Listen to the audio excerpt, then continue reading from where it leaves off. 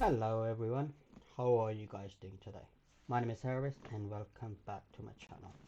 So last week my last video was Daniel Tosh Moss, and I really enjoyed it, and it was such a dark and fucked up and brilliant story that I was like, look, I gotta do more of Daniel Tosh. She's brilliant.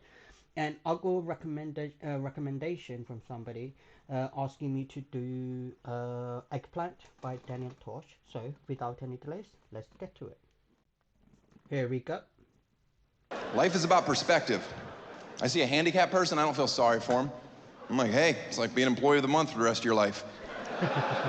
That's half full. I've seen this. A pretty sweet parking spot. How'd you get it?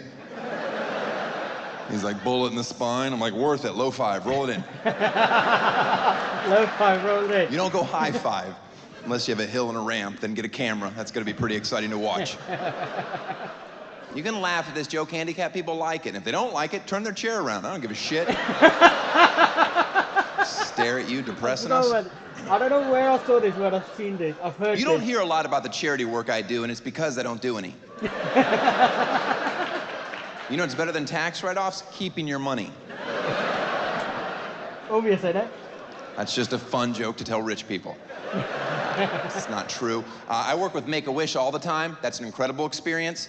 For me, not the kids that are dying. Yeah. They chose to hang out with me. They knew what kind of jokes I told. They were okay with it. I don't pander on stage, and I certainly don't pander off stage. And I'm telling you, honestly, these dying kids have the best sense of humor on this planet. Their parents, not so much. No surprise. But I don't care. As soon as I meet... Hold up, I gotta tell this. Every comedian I've seen who ever done this, what do you call it, Make-A-Wish Foundation stuff, they all said the same thing. These dying kids have such a brilliant sense of humor because they understand that they go such a limited time to live, and they don't want to pander or what do you call it, waste their time getting what do you call it, offended or not taking something as a joke. You know what I mean? It's so brilliant. I just wanted to say this because I've seen so many people do this. So many comedians say the same thing. So I won't pause it again. I just wanted to say this. them, I start giving it to them. Like, you sure you're dying? You know this is my weekend, right? And they're like, I'm dying. I'm like, all right, let's go. Don't cough on me, motherfucker. They want to be teased like anybody else. They can handle it. Trust me, they've handled a lot worse. Exactly. This kid I was hanging out with last year a bunch was 17. I'm like, this is awesome that you're dying now. You got this in right under the wire. If you don't know, the organization is 18 and under. So if you're dying of cancer at 19, they're like, hope your dreams are cheap. If you're laughing right now, it's because you're a good person. And you realize how absurd that statement is, to think that they draw a hard line. But it's funny to think they might be holding their doors shut. Like, you can't get in, kid, you're too old. And they don't even have to hold tight because the kids are so weak. Because the disease is winning. Don't feel bad for this kid. The first thing he said when he met me was, he told me I was his third choice. And to this day, I don't know if he was fucking kidding or not. That's brilliant.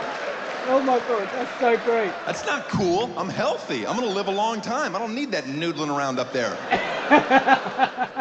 And if it makes you feel any better at laughing at these jokes, know that he is cured and healthy now. He's not, he's dead. Aw, come on, you dickhead. But if some people need that, let them have it, right? Oh, he's okay? Oh, good. You know me, I can't accept life. That's a perfect gauge for if we would ever hang out in a social setting. Know that if you've ever said any form of this statement, we would not. There's nothing funny about blank.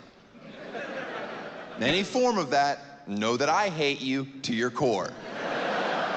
Because I, along with some of you, respectfully disagree. You can accept that things are tragic and awful and still have a sense of humor about them. It doesn't make you a bad person, despite what some blog may say. Oh, there's nothing funny about AIDS. There's nothing funny about rape. Yes, there is. If you write a good joke, there's funny things about it. Yeah.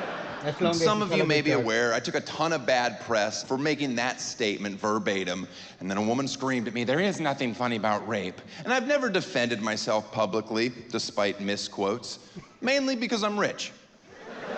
Yeah. I'm Why like, would I fuck give it. a I fuck? make my living saying shocking things, there's consequences. I can accept that. And people wrote me horrible stuff. I hope your daughter gets raped one day and we'll see how funny you think it is. Well, first of all, she'd have to survive the abortion.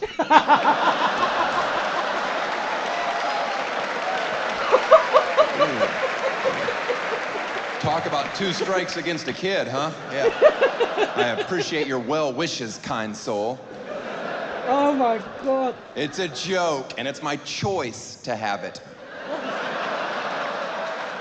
Yeah, this is where the feminists are usually torn, because we're on the same side on most issues.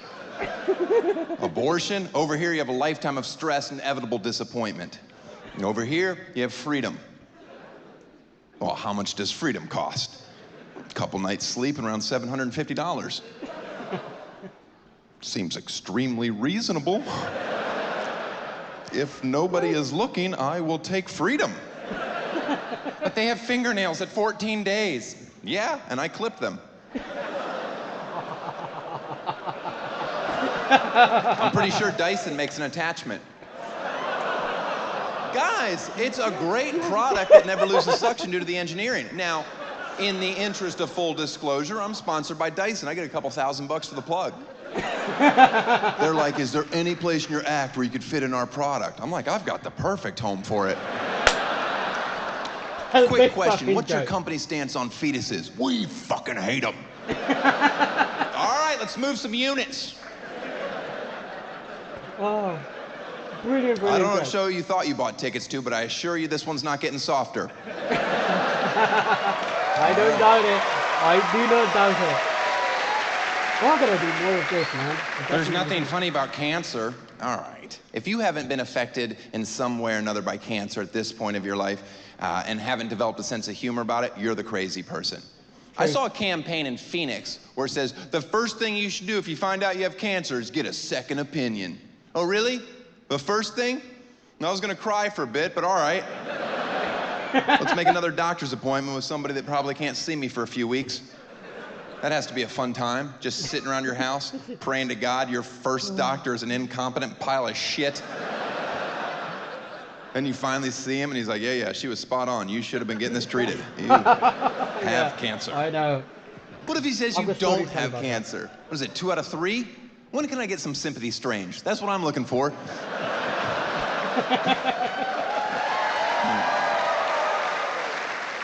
There's nothing funny about child molestation. All right, then don't hang out with me. Yeah, because if you tell me a funny joke about a priest diddling a boy, I'm not gonna be like, what is wrong with you? Don't you know how serious that issue is? I'm gonna laugh because I'm not 11 or Catholic. I don't give a fuck. I can separate between reality and jokes. Exactly. Who in here at one point in their life hasn't laughed at a Michael Jackson pedophile joke? Let's see if you laugh at this one. Did you know last year, dead, Michael Jackson made $180 million thanks to his new show in Vegas, which is amazing if you get a chance to see it. There's a hologram of Michael. It sings and dances the hits, and for an extra $500 a pop, you can go backstage and watch him try to ghost fuck your kid.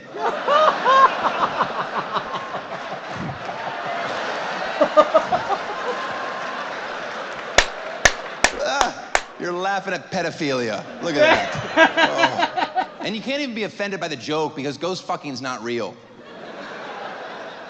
He's gonna say something But I'm else. sure there's one dingbat in here. Yes, it is. I had a friend that was molested by a spirit. Hashtag ghost fucking Israel.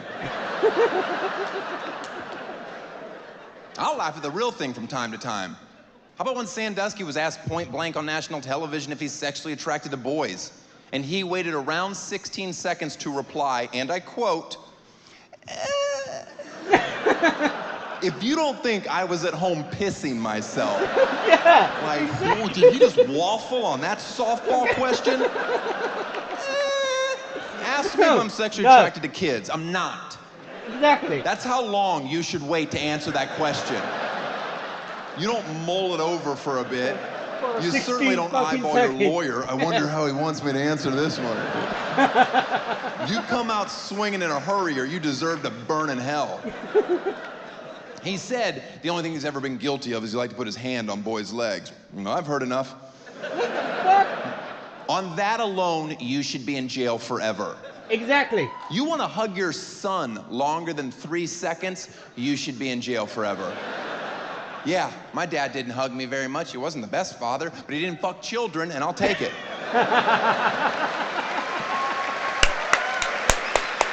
I don't believe he has. I don't believe That's my you. biggest fear in life, that I do that joke and people are cheering and there's one guy in here, he fucked me. And I'm like, I am sorry. I am 99.8% positive he hasn't. 99. He hasn't heard this joke yet. Now my gut instinct is he's not gonna like it.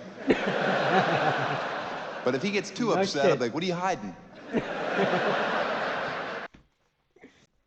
So, that was Daniel Tosh, Eggplant, and I've I've heard this. I don't know if I've heard the full version of this. I've heard some of these jokes somewhere. I don't know where. The very first joke he told, I instantly knew I heard it. And some of the other one, the Make a Wish Foundation, that's not the one I've heard. What was it? There's another one. Are there a few jokes? A few of these I've heard these before. I don't know where I heard it, but I do know for a fact I heard them. So not all of them, but I heard some of them. The Michael Jackson joke, I heard that one as well, or it just sound familiar. But it was brilliant. Like I said in the last stand-up, he is very. I really like his sense of humor. He doesn't beat around the bush. He just tells you how like it is. It's just a joke. You either like it, you don't like it, you can fuck off. When he started with the disabled kid, if that kid doesn't like it, turn your wheelchair around. I don't give a fuck. Like this was such a good joke. These are all jokes. And the thing about the second opinion bit, this actually something happened with my mom. My mom was supposed to have a scan because she found a lump, and she missed her first appointment because she was scared.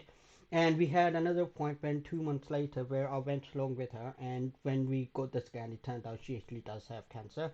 And she was literally bawling her eyes out. Everything was very upset. But yeah, don't fucking wait for the second opinion. Get the first opinion. Whatever happens, deal with rest of it later. Start treating the shit. Just saying. But I've got no problem with cancer jokes. Even my niece, I've known so many people who actually either died or suffered from it. I've got no issue with the joke. As long as it's a joke, as long as it's funny, I don't give a fuck. It's just jokes. So, but yeah, it is brilliant. I really like it, and I'm gonna do more of it. And I hope you enjoyed it as well. If you did, please like, subscribe, and share. I'll see you guys in the next video.